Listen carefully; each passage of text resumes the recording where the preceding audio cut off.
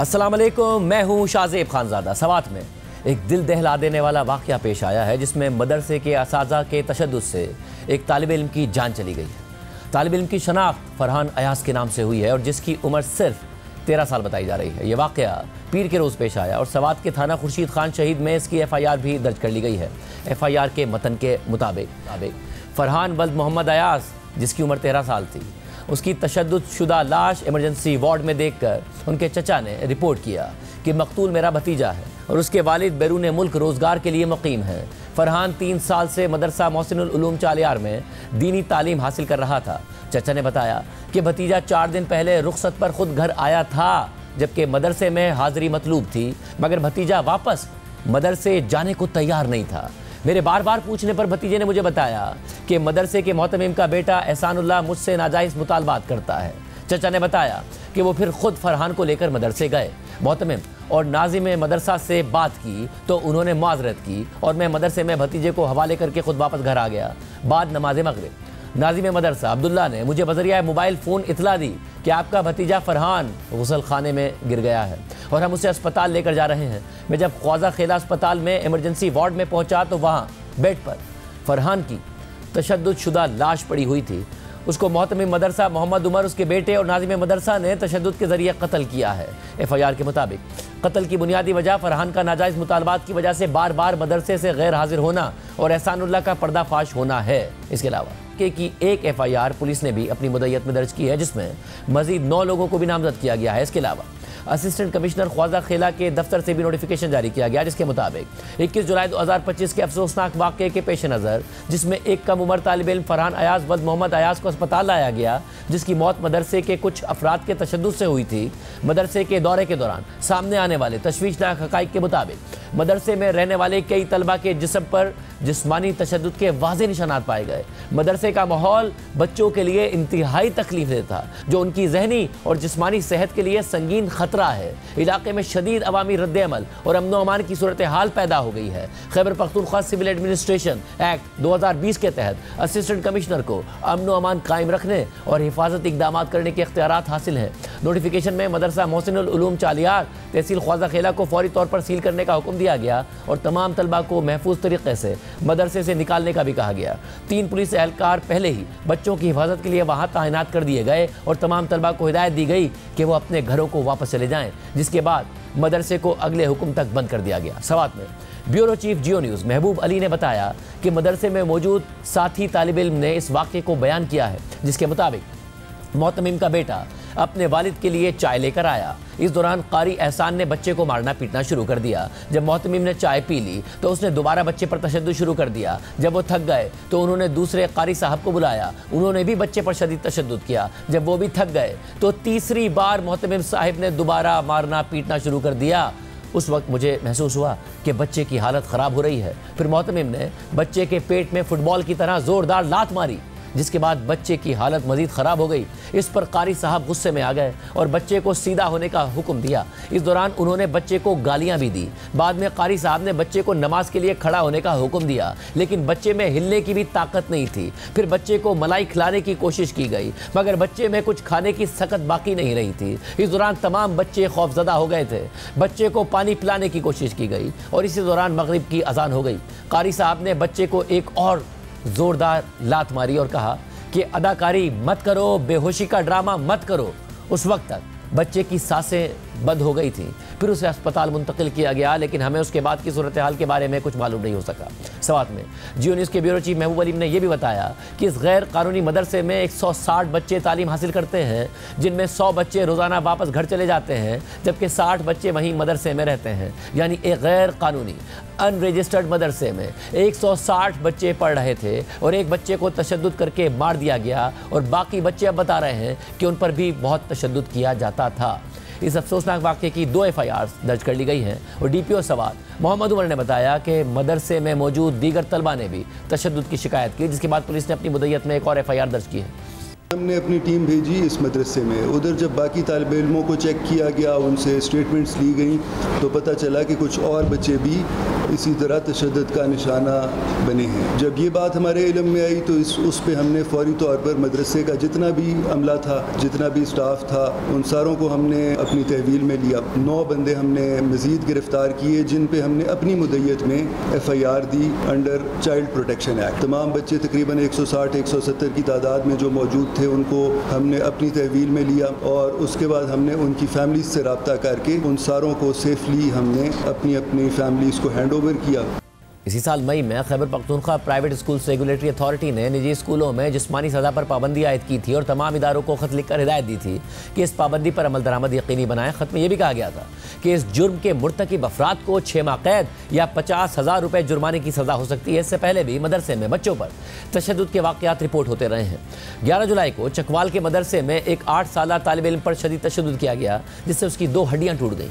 Police ने मुलजिम को गिरफ्तार कर लिया। 17 जून को हरीपुर में एक 5 साला नाबीना बच्चे के साथ मस्जिद में उस्ताद ने जिनसी ज़्यादती की, जिसकी FIR दर्ज हुई और मुलजिम को गिरफ्तार कर लिया गया। इसी साल 2 जून को चारसदा में मदरसे में उस्ताद ने 12 साला लड़के से जिनसी ज़्यादती की। इस वाक़े की FIR दर्ज की गई और अब चाइल्ड प्रोटेक्शन एक्ट के तहत मुकदमा चल रहा है। इससे पहले अप्रैल में भी एक 4 साला तालिब इल्म को लाहौर के बाटापुर इलाके में मदरसे के उस्ताद ने सबक याद ना करने पर तशद्दुद का निशाना बनाया था। बच्चे के वालिद की शिकायत पर हुक्काम ने कानूनी कार्रवाई शुरू की थी।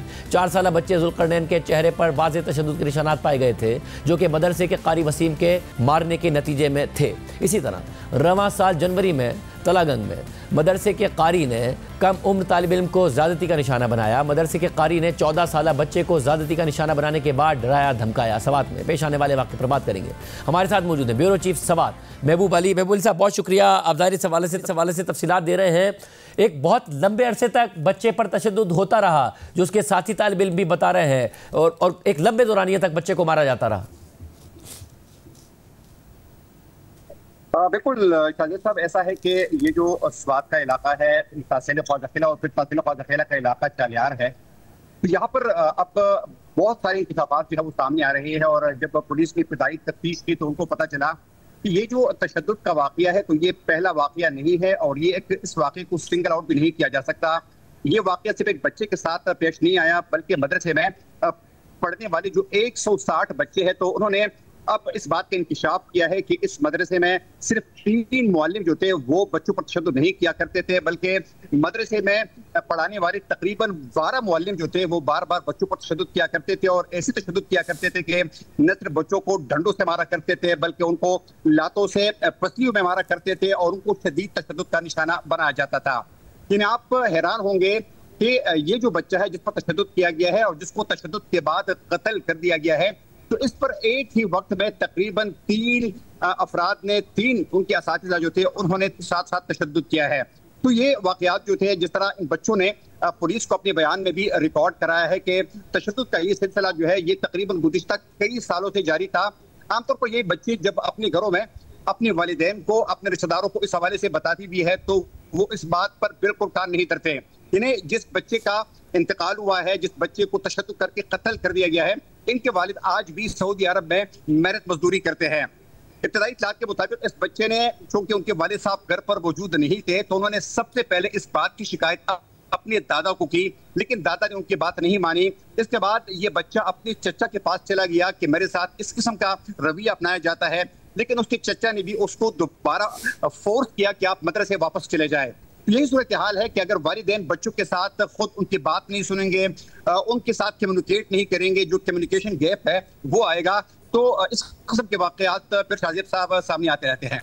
ये बड़ा अहम नुक्ता है जो आपने उठाया। ज़ाहिर है कि वालिदैन को समझना चाहिए। अगर वालिद उसके वहाँ थे तो बच्चा कहता रहा दादा को, चचा FIR में भी बता रहे हैं कि बच्चे ने शिकायत की, वो साथ लेके गए और फिर यकीन दहानी पर वो वापस आ गए, उसके बाद बच्चे को मार दिया गया। बताइए इलाके में क्या माहौल, इलाके के लोग कम अज़ कम मुतालबा कर रहे हैं कि इंसाफ हो, प्रोटेस्ट कर रहे हैं इस हवाले से?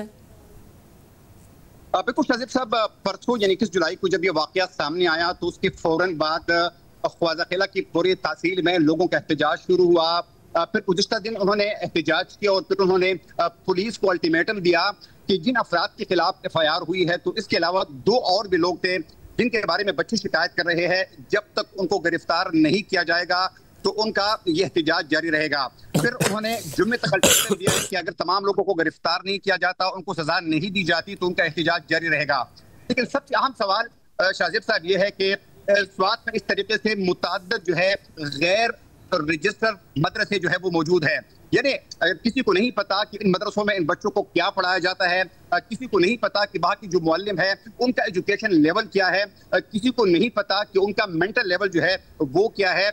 इंतजामिया मुकम्मल तौर पर खामोश है। इस किस्म के अगर गैर रजिस्टर्ड मदरसे जो है बड़े पैमाने पर यहाँ पर मौजूद है, तो कोई रेगुलेटरी अथॉरिटी क्या यहाँ पर मौजूद है जो कि इनकी चेकिंग कर सके? कोई इंतजामिया यहाँ पर मौजूद है जो कि इनकी चेकिंग कर सके? इस सब का जवाब जो है वो सिर्फ और सिर्फ नो है और नहीं है। तो यकीनन अगर इंतजामिया अपना किरदार अदा नहीं करेगी, सिविल सोसाइटी सामने नहीं आएगी और इस बात को यकीनी नहीं बनाएगी कि ये जो हमारे बच्चे हैं, जब तक हम उनको इनके साथ कम्युनिकेट नहीं करेंगे, जब तक उनकी बात नहीं सुनेंगे, तो खुदा न खास्ता यही सूरत हाल होती रहेगी कि आप अपने बच्चों को जिंदा सलामत जो है वो तालीमी इदारे में, मदरसे में भेजते रहेंगे, लेकिन फिर इस तरीके से उनकी लाशें जो है वो घर लौटते रहेंगे। बहुत बहुत अहम सवाल महबूब अली आप उठा रहे हैं, और ख़ासतौर पर अनरजिस्टर्ड मदरसे, उसमें 160 बच्चे पढ़ रहे हों, 60 वहाँ रहते भी हों, इस किस्म के फिर वाक़या हो गया। वालिदैन की ज़ाहिर बहुत बड़ी जिम्मेदारी है, घर वालों की बहुत बड़ी जिम्मेदारी है, आपका और हुकूमतों की बहुत बड़ी जिम्मेदारी है। बहुत शुक्रिया महबूब अली। प्रोग्राम में आगे बढ़ते हैं। इमरान खान की जानिब से नई एहतजाजी तहरीक का ऐलान होने के बाद से ही उनके बेटों कासिम और सुलेमान के लंदन से पाकिस्तान आने की खबरें भी गर्म हैं। खुद इमरान खान की बहन अलीमा खान ने यह ऐलान किया था कि कासिम और सुलेमान पाकिस्तान आएंगे और कल उन्होंने ये भी कह दिया है कि इमरान खान के बेटों के पास पाकिस्तानी शनाख्ती कार्ड है, उन्हें वालिद से मिलने आने के लिए वीज़े की ज़रूरत नहीं है। ये खबरें भी आई थी कि कासिम और सुलेमान पाकिस्तान आने से पहले अमेरिका जाएंगे और वहाँ अहम मुलाकातें करेंगे, और अब इमरान खान के दोनों बेटे अमेरिका पहुंच चुके हैं और वहां उनकी सदर ट्रंप के नुमाइंदा खुसूसी रिचर्ड ग्रेनेल से मुलाकात भी हुई है, जो इमरान खान की रिहाई के लिए पहले भी बयान देते रहे हैं। इन्हीं हालात में इमरान खान ने एक एहतजाजी तहरीक चलाने का भी ऐलान कर रखा है। ताहम इस तहरीक के लिए इमरान खान के बेटों कासिम और सुलेमान की पाकिस्तान आमद और तहरीक की क़यादत करने या ना करने के हवाले से भी कन्फ्यूजन बरकरार है। पहले अलीमा खान ने ऐलान किया था कि इमरान खान ने 10 मुहर्रम के बाद तहरीक शुरू करने की हिदायत की है और इमरान खान के बेटे कासिम और सुलेमान पाकिस्तान आएंगे और इससे पहले अमेरिका जाएंगे। इस पर हुकूमत की जानिब से कहा गया कि अगर वो पुरतशद्दुद कार्रवाइयों में हिस्सा लेने के लिए पाकिस्तान आएंगे तो उन्हें गिरफ्तार किया जा सकता है और उन्हें वीज़ा देने से भी इनकार किया जा सकता है। इस पर कल अलीमा खान ने कहा है कि कासिम और सुलेमान के पास नाइकॉप है और उन्हें पाकिस्तान आने के लिए किसी की इजाज़त की ज़रूरत नहीं है। और फिर इमरान खान के दोनों बेटे अमेरिका पहुंच गए हैं और वहां उनकी अमेरिकी सदर के नुमाइंदा खुसूसी रिचर्ड ग्रेनेल से मुलाकात हुई है। कासिम और सुलेमान की रिचर्ड ग्रेनेल से मुलाकात कैलिफोर्निया में हुई, जिसके बाद रिचर्ड ग्रेनेल ने सुलेमान और कासिम के साथ तस्वीर पोस्ट करते हुए फ्री इमरान खान के हैशटैग के साथ लिखा कि कैलिफोर्निया में खुशामदीद मेरे दोस्तों, आज आपके साथ वक्त गुजार कर बहुत अच्छा लगा। सुलेमान और कासिम खान, आप दोनों को मजबूत रहना होगा। दुनिया भर में करोड़ों लोग सियासी इंतकाम से तंग आ चुके हैं, आप अकेले नहीं हैं। यही रिचर्ड ग्रेनेल सदर ट्रंप के मुंतखब होने के बाद मगर हल्फ उठाने से पहले भी कई बार इमरान खान की रिहाई का मुतालबा कर चुके हैं, जिस पर नून लीग की हुकूमत का रद्द अमल भी सामने आया था और रिचर्ड ग्रेनेल ने उन्हें जवाब भी दिया था। यहाँ तक कि वज़ीर दिफा ख्वाजा आसिफ के एक बयान पर रिचर्ड ग्रेनेल ने अमेरिका में पाकिस्तानी सिफारत खाने से वजाहत देने का मुतालबा करते हुए पाकिस्तान को अमेरिकी इमदाद पर सवाल उठा दिया था और अपनी पोस्ट में यूएसएड और IMF को भी टैग कर दिया था। जब से डोनाल्ड ट्रंप ने अमेरिकी सदारती इलेक्शन में कामयाबी हासिल की है, तब से ही PTI ने इमरान खान की रिहाई के लिए उससे उम्मीदें वाबस्ता कर ली थी। मगर जब ट्रंप ने इमरान खान के हामी समझे जाने वाले रिचर्ड ग्रेनेल को अपना नुमाइंदा खुसूसी नामजद किया तो PTI की उम्मीदें बहुत ज़्यादा बढ़ गई थी और PTI सोशल मीडिया के जरिए बराह रास्त रिचर्ड ग्रेनेल से इमरान खान की रिहाई के लिए किरदार अदा करने यानी मुदाखलत करने की दरख्वास्तें कर रही थी, जिस पर रिचर्ड ग्रेनेल ने तहरीक इंसाफ और इमरान खान की हिमायत में सोशल मीडिया पर मुसलसल बयानात जारी किए और फ्री इमरान खान का हैशटैग इस्तेमाल किया, जबकि PTI के रहनुमाओं से लेकर कारकुनों तक रिचर्ड ग्रेनेल की पोस्ट को शेयर किया जा रहा था। लेकिन फिर खुद रिचर्ड ग्रेनेल भी खामोश हो गए। उन्होंने अपनी माजी की इमरान खान के हक में की गई पोस्ट भी डिलीट कर दी और सदर ट्रंप और उनकी इंतजामिया से वाबस्ता PTI की उम्मीदें भी आहिस्ता आहिस्ता दम तोड़ती चली गई। खासतौर पर मई में पाक भारत तस्करी तनाज़े के बाद, जंगबंदी में अमरीकी किरदार के बाद सदर ट्रंप की जानिब से पाकिस्तानी हुकूमत की मुसलसल तारीफों और फिर व्हाइट हाउस में army chief field marshal Asim Munir को लंच देने के बाद PTI इमरान खान की रिहाई के हवाले से मजीद मायूस नजर आई। मगर अब रिचर्ड ग्रेनेल इमरान खान के बेटों से मिल रहे हैं, उनकी रिहाई के लिए पोस्ट कर रहे हैं, तो क्या PTI की उम्मीदें और हुकूमत के खदशात फिर बढ़ रहे हैं? ये हम PTI और नून लीग से पूछेंगे। लेकिन दूसरी तरफ इमरान खान ने अपनी पार्टी को 5 अगस्त तक एहतजाजी तहरीक को उरूज पर पहुंचाने की हिदायत भी कर रखी है। ताहम ये तहरीक ना सिर्फ ये कि अब तक बाकायदा शुरू नहीं हो सकी, बल्कि इसकी तारीखों पर भी एक के बाद एक तज़ाद सामने आ रहा है। इमरान खान ने तहरीक 10 मुहर्रम के बाद शुरू करने और 5 अगस्त तक इसे उरूज पर पहुंचाने की हिदायत की थी, मगर 12 जुलाई को वज़ीर आला खैबर पख्तूनख्वा यमीन गंडापुर ने 90 दिन में आरिया पार करने की बात कर दी थी और अब आज एक बयान में उन्होंने कह दिया है कि तहरीक शुरू ही 5 अगस्त से होगी। वज़ीर आला खैबर पख्तूनख्वा यमीन गंडापुर का बयान में कहना है कि 5 अगस्त से पाकिस्तान की हकीकी आज़ादी की तहरीक शुरू होगी। हम इमरान खान की गैर कानूनी गैर आइनी गिरफ्तारी और सज़ा को नहीं मानते। ये सज़ाएँ अवाम की राय और आइन पर हमला है। तमाम गैर कानूनी फैसलों को वापस लेना होगा। PTI को ख़त्म करने वाले आज माजी का किस्सा बनते जा रहे हैं। हम सच के साथ खड़े हैं और हर किस्म की कुर्बानी देने के लिए तैयार हैं। इसके अलावा तहरीक इंसाफ के कारकुनों और रहनुमाओं के खिलाफ 9 मई के मुकदमात के फैसले भी आना शुरू हो गए हैं। गुज़िश्ता रोज़ एक ही दिन में इंसदाद दहशतगर्दी की 2 खुसूसी अदालतों ने सरगोदा और लाहौर में 9 मई के 2 मुकदमात के फैसले सुना दिए जिनमें अपोजिशन लीडर पंजाब असेंबली और अरकान पार्लियामेंट समेत अहम PTI रहनुमाओं को सज़ा हुई है। सरगोदा की अदालत ने मियांवाली के थाना मूसा खेल पर हमले के मुकदमे में दीगर मुल्जिमान समेत पंजाब असेंबली में अपोजिशन लीडर मलिक अहमद बच्चर और रुकने कौमी असेंबली अहमद चट्टा को 10-10 साल कैद और 60 लाख रुपए जुर्माने की सज़ा सुना दी, जिसके बाद कल रात को ही लाहौर में इंसदाद दहशतगर्दी की अदालत ने 9 मई के शेरपाव पुल पर जलाओ घेराव केस में PTI के रहनुमा शाह महमूद कुरैशी समेत 6 मुल्जिमान को बरी कर दिया, जबकि इसी मुकदमे में उमर सरफराज चीमा, डॉक्टर यास्मीन राशिद, एजाज चौधरी और मियां महमूदुर रशीद को 10-10 साल कैद की सज़ा सुना दी। इस पर रद्दअमल देते हुए chairman PTI barrister Gauhar Khan ने कहा कि पाकिस्तान की अदलिया के मुतनाज़ फैसलों में एक नए बाब का इजाफा हुआ है। इससे मुल्क की बदनामी हुई है।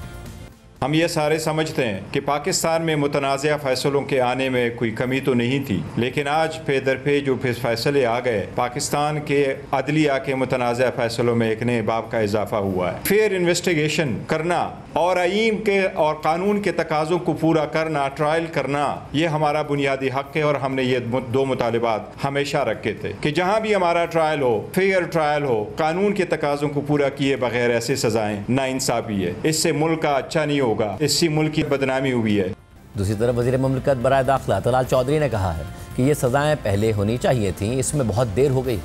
PTI के बानी के घर से प्लानिंग का आगाज हुआ, फिर उसके बाद ये प्लानिंग इनके लोकल जो रहनुमा थे उन्होंने इसको लीड किया। उनकी सोशल मीडिया अकाउंट्स पे, उनके व्हाट्सएप ग्रुप्स में उनकी वीडियोज, उनकी वो तमाम शवाहिद मौजूद नहीं हैं। क्या वो तस्लीम नहीं करते हैं? दर्जनों शवाहिद मौजूद हों, उसके बावजूद भी ये सजाएं पहले होनी चाहिए थी।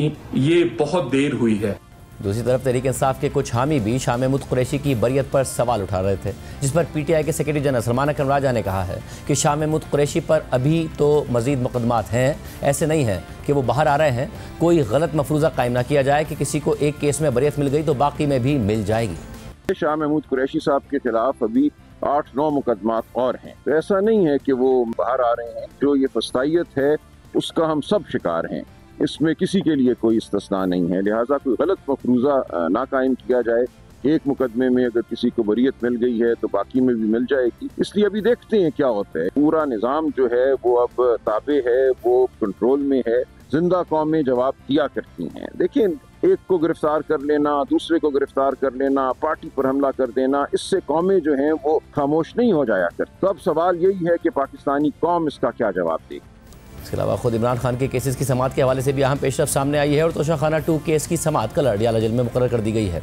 स्पेशल जज सेंट्रल शाम रुख अर्जुमन कल अडयाला जेल में समाअत करेंगे, जिसके बारे में अदालती अमले की जानिब से इमरान खान के वकला को आगाह कर दिया गया है। पूरी सूरत पर बात करेंगे, तहरीक इंसाफ का भी मौक़िफ़ लेंगे, मगर पहले हमारे साथ मौजूद है वज़ीर मुमलिकत बराए दाखिला तलाल चौधरी साहब। तलाल साहब, बहुत शुक्रिया हमें शो में ज्वाइन करने के लिए। ज़ाहिर है जब तक सदर ट्रंप का इंतखाब हुआ उसके बाद कहीं ना कहीं खदशात हुकूमत में पाए जाते थे, बहुत सारी उम्मीदें तहरीक इंसाफ में पाई जाती थी। फिर जो हालात वाक़यात हुए, तहरीक इंसाफ की उम्मीदें दम तोड़ती गई, हुकूमत का एतमाद बढ़ता गया। मगर अब इमरान खान के बेटे अमेरिका जाते हैं, रिचर्ड ग्रेनेल से मिलते हैं, वो एक दफ़ा फिर ट्वीट करते हैं। माजी में किया करते थे, ट्वीट डिलीट कर दिए थे, खामोश हो गए थे। क्या हुकूमत को फिर खदशात बढ़ रहे हैं? बिस्मिल्लाहिर्रहमानिर्रहीम। मेरा ख्याल है कि ये पहले भी हम कहते रहे हैं कि जो रियासतों के तल्कात है वो किसी इंडिविजुअल पर बेस नहीं करते। और पाकिस्तान की तारीख़ में सबसे ज़्यादा फंडिंग और लॉबिंग अगर किसी ने की है तो वो पीटीआई है। इतने पैसे तो शायद किसी मुल्क ने पाकिस्तान के अगेंस्ट ना लगाए हो। IMF को ख़त लिखना, हमारे इसी तरह इंटरनेशनल आप के ट्रेड ना की जाए इनसे इन पर पाबंदियाँ लगाई जाएँ, इन पर सफरी पाबंदियाँ लगाई जाएँ, बहुत करारदाद मंजूर करवा देना। सो लॉबिंग का नेक्स्ट लेवल पे की है, लेकिन एंड रिज़ल्ट ज़ीरो है। और अब भी बड़ी अच्छी बात है, ये सिंबॉलिकली तो ये मीटिंग जो है इनकी जो पार्टी है उसके लिए हो सकता है कोई तकवीत का बाइस बने, लेकिन प्रैक्टिकली इसका कोई रिजल्ट नहीं निकलेगा। ऐसे मगर वो वहाँ जाते हैं अमेरिका, उसके बाद अलीमा खान साहिबा ने इंदिया दिया था कि वो पाकिस्तान भी आ सकते हैं। हुकूमत की तरफ से ऐसे बयानात भी सामने आए कि उन्हें वीज़ा ना दिया जाए, मगर अलीमा खान साहिबा ने कहा है कि नाइकॉफ है उनके पास, वीज़े की ज़रूरत नहीं है उन्हें। पाकिस्तान अगर इमरान खान के बेटे आते हैं तो बहरहाल एक इम्पैक्ट तो पड़ेगा। नवाज शरीफ साहब के लिए अगर मरीम नवाज साहिबा निकली थी तो फ़र्क पड़ा था। बुशरा बीबी जब थोड़े कुछ अरसे के लिए रिहा हुई और सड़कों पर आई तो कारकुन मोबिलाइज करने में बड़ा किरदार अदा किया, तो फ़र्क तो पड़ेगा। तो हुकूमत को खदशात तो हैं।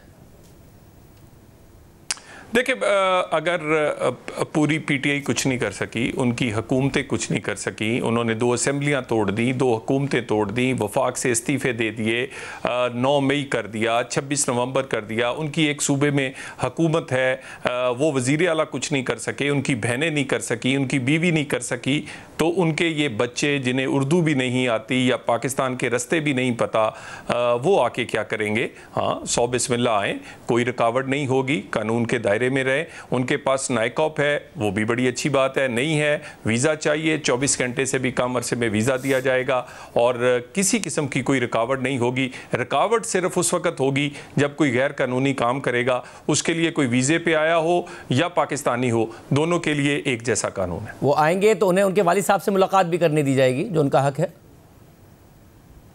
देखिए, बिल्कुल उनके वालिद की पाकिस्तान की तारीख में ये ऐसा कैदी है जिसकी सबसे ज़्यादा मुलाकातें उसके घर वालों के साथ और उसकी पार्टी के साथ, उसके वकला के साथ, बैरून मुल्क से आए हुए लोगों के साथ, यानी वो जिसे बेशुमार मुलाकातें होती हैं और वो होती रहेंगी जेल मैनुअल के तहत, अदालती हुक्म के तहत। तो उन्हें पहले आना चाहिए था, उनके बेटे हैं, उनका वालिद बड़ी देर से इधर है, तो वो अगर पहले आते, बड़ी देर कर दी है उन्होंने आते आते, वो आए, बिल्कुल उनका मिलने का हक है, ज़रूर मिले। और पुरअमन एहतजाज में अगर वो शामिल होते हैं जिसमें कोई वायलेंस नहीं होता, तो वो भी हक इस्तेमाल करने दिया जाएगा उन्हें? बिल्कुल, कोई हर्ज नहीं है, बिल्कुल। मगर ये वो कहाँ रह रहे हैं, ये भी तो सवाल उठाएं। वो गोल्ड स्मिथ के घर में रहते हैं, वहीं पले बड़े हैं। गोल्ड स्मिथ कौन है? वो क्यों उनकी पूरी फैमिली बानी पीटीआई को और पीटीआई को सपोर्ट करती है? क्यों वो फंड करती है? क्यों उसके लिए लॉबिंग करती है? ये जो क्यों है, ये जो वजह है, रीजंस हैं, इस पे भी तो कोई गौर करे। और ये तो बानी पीटीआई की सियासत में आने से बहुत साल पहले भी साहब वो जमाइमा साहिबा के पास रहते हैं, जो उनकी वालदा हैं, और ज़ाहिर बेटे वालिद को सपोर्ट करेंगे। और अगर कोई वालदा या कोई एक्स वाइफ अपने एक्स हस्बैंड को सपोर्ट कर रही है, इसमें भी कोई बुराई नहीं है, और बिल्कुल कोई बुराई नहीं है। तो आप इसको जो गोल्ड स्मिथ का रंग दे रहे हैं, वो एक एक्स वाइफ और बच्चों की माँ का रंग भी है। देखिए, उनका वालिद को अल्लाह ताला ने, और उनका पाकिस्तान में भी घर है, बाहर भी उनके बहुत सारी चीज़ें हैं, वो अपने घर में रह सकते हैं। और यकीनन हमारे लिए एक कंसर्न है इसराइल के हवाले से, और बड़ा ये बेसिक कंसर्न है। और इंडिया की मौजूदा हमलों में भी जो सबसे ज़्यादा सपोर्ट थी वो इसराइल की थी, वो टेक्नोलॉजी की हो, वो बाकी असिस्टेंस की हो, और वो पाकिस्तान को एक आंख नहीं उनको भाता। तो ये बात ये है कि वो आए, वो कहीं इंडिपेंडेंट रहते, वो अब माशाल्लाह बहुत बड़े हैं, वो कोई 18 साल से छोटे नहीं हैं, कोई बच्चे नहीं हैं, और ये मुसलसल वहाँ रहना, वहाँ पढ़ना बढ़ना, वही सब कुछ सीखना, फिर यानी साबिक बीवी होने के हवाले से भी इस्लामिक और जो हमारे इधर रवायात हैं वो उसमें ऐसा नहीं होता। सो यकीनन इसके पीछे कौन सी इस्लामिक रिवायात हैं, तो सब कौन सी इस्लामिक रिवायात हैं जिसमें साबिक बीवी के पास, साबिक बीवी के पास बच्चे नहीं रह सकते, या साबिक बीवी अपने साबिक शौहर के लिए आवाज नहीं उठा सकती? ऐसी कौन सी इस्लामी रिवायात है? अगर साबिक शौहर जेल में है तो उसके लिए आवाज नहीं उठा सकती? नहीं, मैं उसी पे आ रहा हूँ ना। देख, तो अब आप कहेंगे कि बहुत ही आप ना महरम हो जाते हैं। दूसरी बात ये है, चले आप कर लें ना महरम होने के बाद इसराइल मैं उसी पे आ रहा हूँ। कोई अगर मैं उसी पे आ रहा हूँ नहीं, उसी पे आ रहा हूँ ना, मैं उसी पे आ रहा हूँ ना। देखिए, उनके बच्चे वो पालें, अगर उनके बच्चे बहुत छोटे हैं, अगर उनके बच्चे कोई अंडर 18 है, अगर उनके बच्चे इतने बड़े हो गए हैं और वो सारा कुछ वही पाल पोस रही हैं, वही उनको आगे और उसके बाद अचानक से उन्हें पाकिस्तान का और अपने वालिद का ख्याल आता है और उनको फ़लस्तीन के बच्चों का क्यों ख्याल नहीं आता? आपकी पार्टी में बहुत सारे लोग होंगे जो 18 साल के, और पाकिस्तान का तो कल्चर, जिस कल्चर की आप बात कर रहे हैं उस कल्चर में 18 साल के बाद भी माँ बाप के साथ बच्चे रह रहे होते हैं, जिस कल्चर की आप बात कर रहे हैं। देखिए, गुजारिश ये है, एक तरफ अमीरुल मोमिनीन, एक तरफ मदीना की रियासत और दूसरी तरफ बच्चे जो हैं वो गोल्डस्मिथ के घर। और गोल्डस्मिथ कौन है, किसको नहीं पता? और आप मुझे जैक गोल्डस्मिथ, जितनी मस्बत बातें आप शुरू के 4-5 मिनट में कर रहे थे कि वो आए पाकिस्तान में मिले, नाइक ऑफ है तो आ जाएं, नहीं भी है तो वीज़ा दिया जाएगा, बाप से मिलना है तो मिलने दिया जाएगा, पहले आ जाते। अगर पुरतशद्दुद एहतजाज के अलावा पुरअमन एहतजाज करना है उसकी वीज़ा दी जाएगी। वो सारा के सारे उलट दिया आपने पिछले 4-5 मिनट में, शुरू के 4-5 मिनट में और आखिर के 4-5 मिनट में बिल्कुल ही अलग हो गया।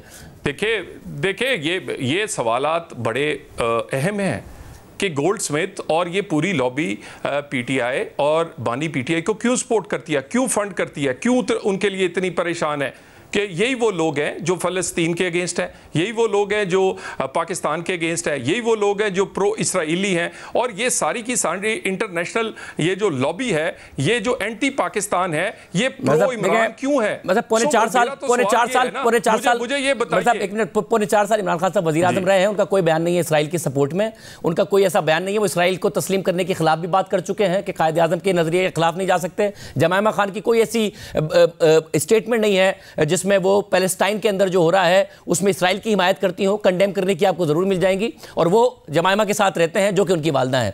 मगर आप अगर कह रहे हैं कि वो आएंगे तो हम पीटीआई के रहनुमाओं से ये बात पूछ लेते हैं कि वो इस हवाले से क्या करेंगे। शुक्रिया, इस हवाले से मजीद सवालात करेंगे। हमारे साथ इस वक्त तर्जुमान बानी पीटीआई इमरान खान नियाजुल्लाह नियाजी साहब मौजूद हैं। नियाजुल्लाह नियाजी साहब, बहुत शुक्रिया हमें ज्वाइन करने के लिए। इमरान खान साहब के जो बेटे हैं वो अमेरिका गए हैं, रिचर्ड ग्रिनेल से उनकी मुलाकात हुई है। हमारे साथ अभी तला चौई साहब मौजूद थे और हमने उनसे सवाल किया कि अगर अब वो पाकिस्तान आते हैं, क्योंकि अलीमा खान साहबा कह रही है कि उनके पास नाइकॉप भी है तो इजाज़त दी जाएगी, तो उन्होंने कहा बिल्कुल इजाज़त दी जाएगी। अगर नाइकॉप नहीं भी है तब भी 24 घंटे के अंदर वीज़ा देंगे। इमरान खान साहब से मुलाकात करना चाहते हैं तो करने देंगे, पूरा अपना एहतजाज करना चाहते हैं तो उसकी भी इजाज़त होगी।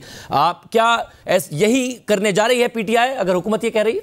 मैं आपको बता दूं शाहजेब साहब, पहली बात यह है कि Islamabad high court larger bench का एक फ़ैसला है।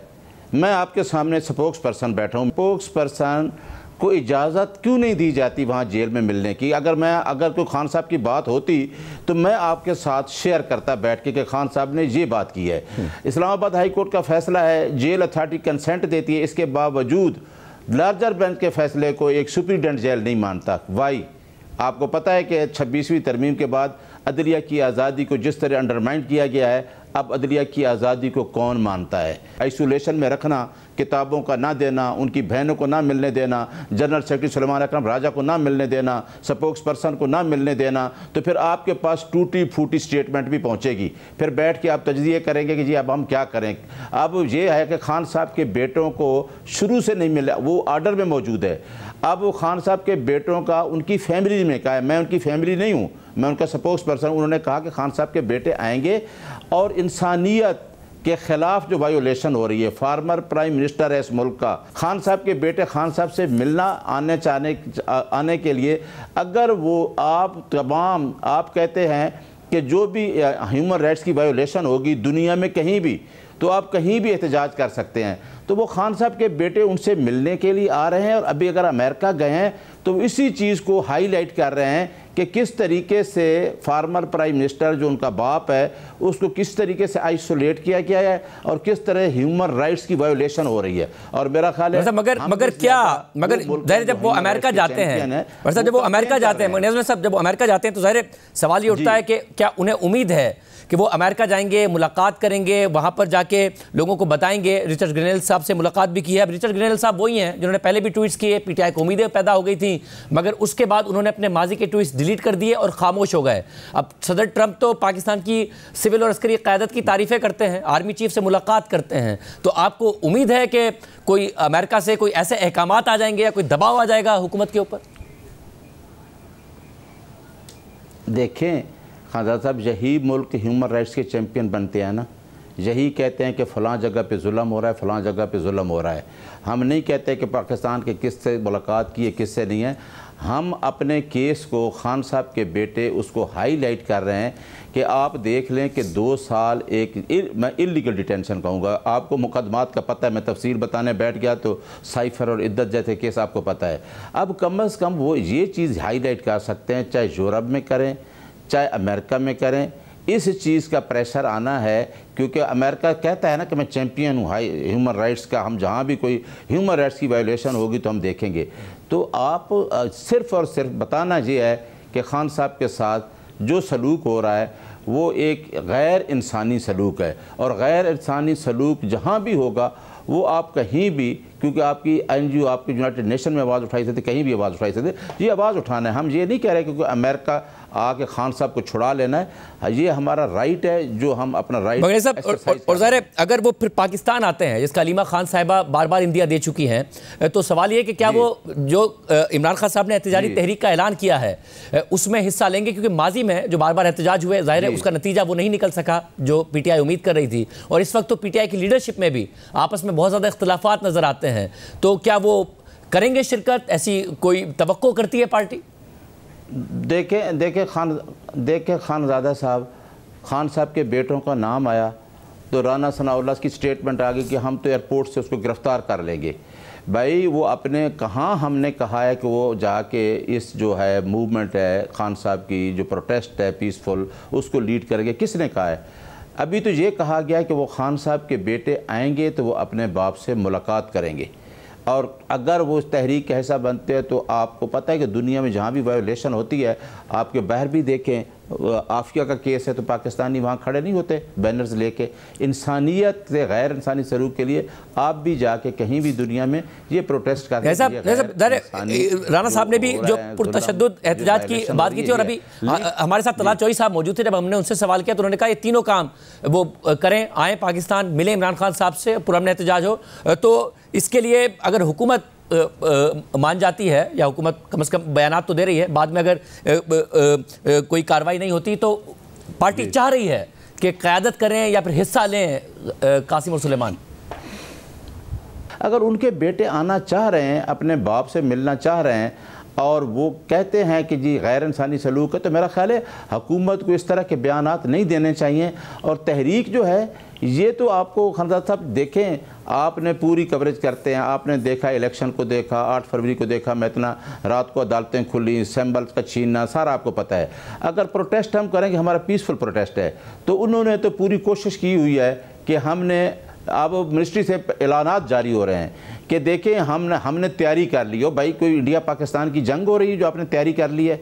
मैंडेट आप चुरा के बैठे हैं, आप आवाम के नुमाइंदे नहीं हैं, आप उसी आवाम को मारना चाहते हैं जिनका मैंडेट उसके पास है जो जेल में बैठा है। उधर अदालतों का आपने देख लिया है कि रिजर्व सीट का फैसला आपने देख लिया है। आपने देखा कि 13 जजेस का फैसला है, 12 जजेस फैसला करते हैं, फिर 10 जजेस उस पर साइन करते हैं, फिर एक दिन में उस पर अमल दरामद हो जाता है। और 12 जुलाई का फैसला है, 8 जजेस का फैसला है, वही इलेक्शन कमीशन अमल नहीं करता। तो इस मुल्क में क्या हो रहा है? सब जब इस मुल्क में मीडिया पे ये बात करना शर्म आती है कि इस मुल्क में ना कोई आईन चल रहा है, ना कोई कानून है, ना कोई जुडिशरी से 26वीं तरमीम में जो आप हालात वाक़यात बता रहे हैं, में हम रहते हैं, जो कुछ इस मुल्क में चल रहा है, और ज़ाहिर जो हालात वाक़यात आप बता रहे हैं, उसमें एहतजाजी तहरीक से आप क्या हासिल कर लेंगे? कैसे वक्त में जब एहतजाजी तहरीक की जो तारीख है उस पर भी पार्टी का में इत्तेफाक नहीं नजर आता। हलीमा खान साहब कहती हैं 10 मुहर्रम के बाद कहा है, फिर खबर आती है कि इमरान खान साहब ने कहा है कि 5 अगस्त को, जो कि उनकी गिरफ्तारी का दिन है, उसको उरूज पर ले जाएं। और अब अली अमीन गंडापुर साहब 90 दिन की बात कर देते हैं, अब वो कह रहे हैं 5 अगस्त को तहरीक शुरू होगी।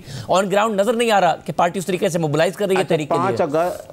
जी अच्छा शाहजेब साहब, एक आदमी रूल ऑफ लॉ की जंग लड़ रहा है, और मैं भी आपके सामने बैठा हूँ ना, मैं वकील हूँ, मेरा भी ईमान और तकवा ये है कि मैं एक हम्बल से वकील हूँ। मैं कहता हूँ मेरा कोई पार्टी लीडरशिप से मेरा इस चीज़ों का नहीं है, मेरा कंसर्न है सिर्फ इमरान खान से। और मैं भी चाहता हूँ कि मैं भी इस मुल्क में रूल ऑफ लॉ देखूँ, क्योंकि मैं अदलिया की तहरीक का भी हिस्सा था। मैं आपको एक बात बताने जा रहा हूँ कि अब जो जंग है ना 78 साल निज़ाम के, ये 78 साल निज़ाम के बेनिफिशरी और अवाम के दरमियान जंग है।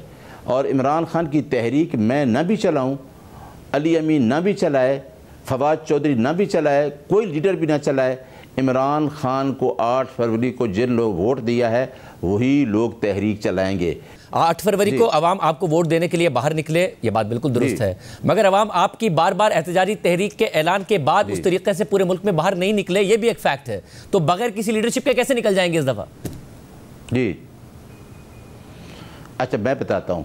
8 फरवरी को अवाम ने चुप करके जब अपने निशानी रात को सैम्बल का ले लिया, मेरे साथ भी चीफ जस्टिस साहब ने लड़ाइयाँ की, आपने सैम्बल का निशान ले लिया, लोगों ने ढूंढ के जूते और बैंगन पे मोहरें लगा के चले गए। आपको पता चला 2/3 बजे के फार्म 45 पे कि लोगों ने इमरान खान को वोट दे दिया।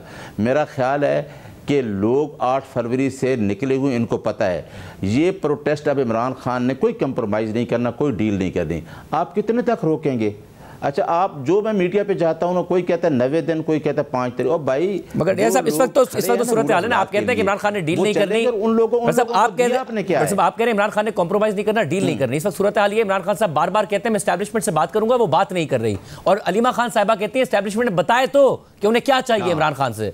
तो इस वक्त तो मसला यह है कि आप कहते रहे कि उन्होंने नहीं करनी, मगर सूरत हाल ये है कि दूसरी तरफ से बात करने को वो तैयार नहीं है। खान साहब बात करना चाह रहे हैं।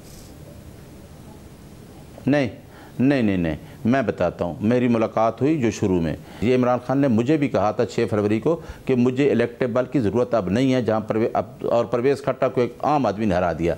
इमरान खान ने कहा इस्टेब्लिशमेंट से मैं बात करूँगा मुल्क के मफाद के लिए।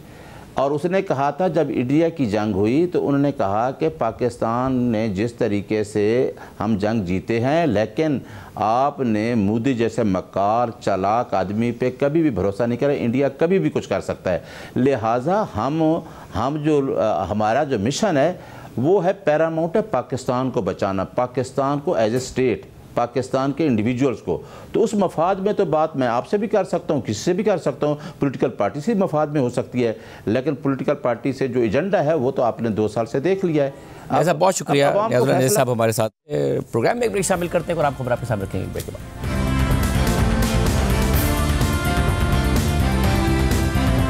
हुकूमत की जानिब से FBR को सेल्स टैक्स फ्रॉड पर गिरफ्तारी का इख्तियार देने पर सवालात उठ रहे थे और हुकूमत इन इख्तियारात का दिफा कर रही थी।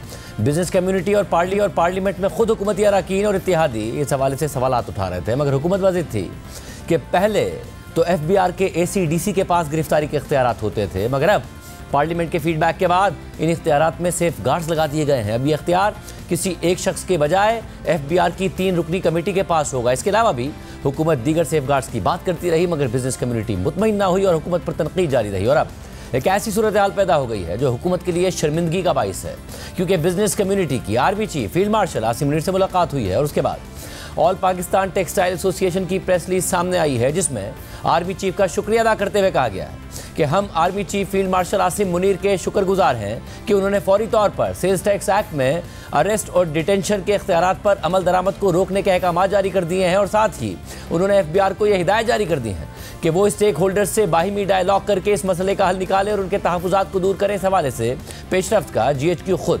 SIFC के ज़रिए जायज़ा लेगा ताकि बाहिमी ताउन और एतमाद की फ़िज़ा कायम हो। ये प्रेस रिलीज एप्टमा के चेयरमैन कामरान अरशद ने जारी की है। देखिए, FBR की गिरफ्तारी के इख्तियारात पर जब हमने चेयरमैन FBR के सामने सवाल उठाया तो उनका क्या मौक़िफ़ था। जो नए इख्तियारात हैं, आपने ये भी कहा कि गिरफ्तारी के इख्तियारात दुनिया भर में होते हैं, जो टैक्स उनका इदारा होता है, मगर पाकिस्तान की हिस्ट्री ऐसी है जिसमें ज़ाहिर FBR पर ख़ुद पर बड़े इल्ज़ामात लगते हैं, रिश्वत के भी लगते हैं, इसके अलावा लोगों को हरास करने के भी लगते हैं। और पाकिस्तान की अपनी हिस्ट्री ये है कि अगर नैब का काम था करप्शन रोकना, उसके पास इख्तियारात आए तो वो पॉलिटिकल विक्टिमाइजेशन के टूल के तौर पर इस्तेमाल होने लगा, सबसे करप्ट इदारे के तौर पर नैब सामने आया। तो ये इख्तियारात कहीं इसी मद में तो नहीं इस्तेमाल होंगे पाकिस्तान की अपनी हिस्ट्री को देखते हुए। क्रिमिनल पावर किसी किसी ऐसे अदारे को देना जिसके अंदर सब कल्चर अच्छा ना हो, ये एक बड़ा हाई रिस्क है। और जब हम ये सारी ड्राफ्टिंग कर रहे थे तो हमारे ज़हन में यही मकसद था। सो जो करंट इख्तियार था वो ACDC के पास था। हमने उसके ऊपर एक सेफ गार्ड डेवलप किया कि वो कमिश्नर से अप्रूवल लेगा। लेकिन जब हम कमेटी में गए तो कमेटी, मैं इसीलिए कहता हूँ collective wisdom always gives you benefit. उन्होंने कहा नहीं, मजीद सेफ गार्ड डेवलप करने, and we immediately agree to that, क्योंकि हम इस प्रिंसिपल से एग्री करते हैं कि जितने सेफ गार्ड हो उतना अच्छा है। हमने 4 सेफ गार्ड डेवलप किए। एक तो ये किया कि टैक्स फ्रॉड की जो ऑफेंसेस डिफाइंड थे उनमें से सवाए वो जिसमें टेम्परिंग और फोर्जरी हो, और उसके अलावा भी टैक्स फ्रॉड की किस्में होती हैं, सवाए वो जिसमें टेम्परिंग या फोर्जरी हो, बाकी सबको हमने नॉन कॉग कर दिया। यानी आप अदालत से तो जाके उसके खिलाफ वारंट ले सकते हैं, लेकिन आप एग्जीक्यूटिव साइड पे कुछ नहीं कर सकते। दूसरा, हमने उसके ऊपर लिमिट लगा दी, एक माली लिमिट लगा ली। तीसरा, हमने कहा कि सिर्फ 3 सिचुएशंस होंगी जिसमें ये ऑपरेटिव होगा, बंदे के भाग जाने का खतरा हो, एविडेंस की टेम्परिंग का खतरा हो, या 3 दफा ड्यूली सर्व्ड नोटिस के ऊपर वो इन्वेस्टिगेशन को ज्वाइन न करे। फिर चौथी शर्त लगाई, हमने कहा ना ये इख्तियार AC के पास होगा, ना DC, ना कमिश्नर या चीफ कमिश्नर के पास। ये सारे लोग केस बना के एक 3 मेंबर कमेटी को भेजेंगे जो बोर्ड के मेंबर्स पे मुश्तमिल होगी, वेरी सीनियर ऑफिसर्स, और वो एक रीजन आर्डर लिखेंगे कि why they are satisfied that it is important कि यहां टेम्परिंग की नेचर ऐसी है या फोर्जरी की नेचर ऐसी है या एक्यूज के भाग जाने का खतरा इतना हाई है। वो एक रीजन आर्डर होगा। मेरा ख्याल है sufficient safeguard had been develop. Main message government का भी और FBR का भी ये है कि किसी किस्म की हम ज्यादती नहीं होने देंगे। जहां ज्यादती की शिकायत होगी सख्त तरीन प्रोपोर्शनेट एक्शन नहीं होगा, मोर देन प्रोपोर्शनेट एक्शन होगा उन ऑफिसर्स और ऑफिशियल्स के खिलाफ जो टैक्स पेयर के साथ ज्यादती करेंगे। इसके बाद हुकूमत ने दावा किया कि इन इख्तियारात में मजीद सेफ गार्ड्स मुतारिफ कराते हुए इन्हें काबिल जमानत भी बना दिया गया है। जहाँ तक पावर टू अरेस्ट की बात है शहजाद साहब, तो बिल्कुल वही बात हकीकत है जी कि मौजूदा जो कानून है या था इस बिल से पहले, उसमें असिस्टेंट कमिश्नर के पास सेल्स टैक्स फ्रॉड के केस में इंक्वायरी स्टेज पर ही खुद ही एक नतीजे पर पहुंच के खुद ही अरेस्ट करने की ताकत थी। हमने जो फाइनेंस बिल में जब प्रपोज किया इनिशियली, जब बिल्कुल फाइनेंस बिल जब बजट प्रेजेंट हुआ था, तो हमने उसमें यह किया था कि इंक्वायरी स्टेज पर गिरफ्तारी नहीं हो सकती और इन्वेस्टिगेशन स्टेज पर भी कमिश्नर की इजाज़त से ही गिरफ्तारी हो सकती है, और इंक्वायरी भी जो असिस्टेंट कमिश्नर है वो कमिश्नर की इजाज़त के बगैर नहीं कर सकता। उसमें फिर standing committee on finance in the senate में फारूक नाइक साहब ने इन पर्टिकुलर और अदरवाइज मेंबर्स ने भी कुछ और उन्होंने सेफ गार्ड सजेस्ट किए। हमने उनकी मुशावरत के साथ वो सेफ गार्ड डाले। 2-3 कंडीशंस थी कि वो एब्सकॉन्ड करने का डर नहीं है एक्सेट्रा, और इसके अलावा हमें प्राइम मिनिस्टर साहब ने स्पेसिफिक हदायत दी कि इसमें मजीद सेफ गार्ड्स डालें, तो वी वर्कड ऑन इट। उसमें फिर हमने थ्रेशोल्ड बनाया कि मिनिमम जहां पर 50 करोड़ का सेल्स टैक्स फ्रॉड का केस होगा एलिजिड, उससे उस रकम या उससे ज्यादा की रकम में गिरफ्तारी हो सकेगी, और सेल्स टैक्स की फ्रॉड की महदूद डेफिनेशंस के ऊपर ये लागू होगा। उसके बाद भी हमारी बिल्कुल पीपल्स पार्टी के अपनी एलाइज के साथ मुशावरत जारी रही। आखिरी दिनों में भी बिल्कुल हम भी उनके साथ मिलकर इंश्योर करना चाहते हैं कि सिविल लिबर्टीज और टैक्स इन्फोर्समेंट कलेक्शन में एक तवाजुन रहे। तो उन्होंने 1-2 बातें हमें स्पेसिफिकली हमसे एश्योरेंस मांगी कि ये एक तो ये गिरफ्तारी बेलेबल होगी, और दूसरा ये कि ये इंक्वायरी स्टेज पर नहीं होगी। बात करेंगे चेयरमैन एप्टमा कामरान अरशद से, जिन्होंने आज प्रेस रिलीज जारी की।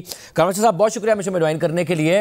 आप लोगों की आर्मी चीफ से मुलाकात हुई, प्रेस रिलीज जारी की गई। हुकूमत बारहा इस बात की यकीन दहानी करा रही थी कि इन इख्तियारात को गलत इस्तेमाल नहीं किया जाएगा, बिजनेस कम्युनिटी मुतमईन नहीं थी।